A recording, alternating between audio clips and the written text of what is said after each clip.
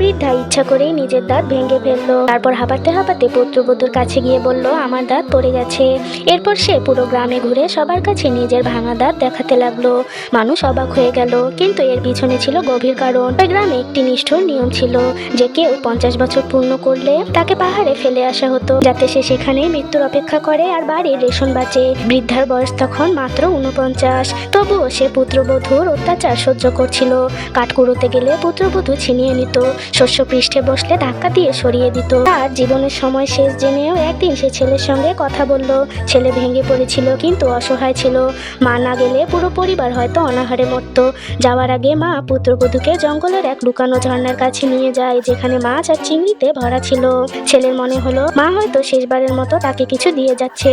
সে নিজের সবচেয়ে মোটা আর গরম কাপড়গুলো খুলে দিল, যাতে শীতে তার পরিবার ঠান্ডায় না কাঁপে। সব গুছিয়ে এসে ছেলেকে বলল, ভোর হওয়ার আগেই আমাকে পাহাড়ে পৌঁছে দাও। রাস্তায় ছেলে ইচ্ছে করে ধীরে হাঁটছিল, যেন সময়কে থামিয়ে দিতে চায়। মা সেটা বুঝতে পারছিল। সে বারবার তার ছেলের দিকে তাকিয়ে তাকিয়ে কাঁদছিল।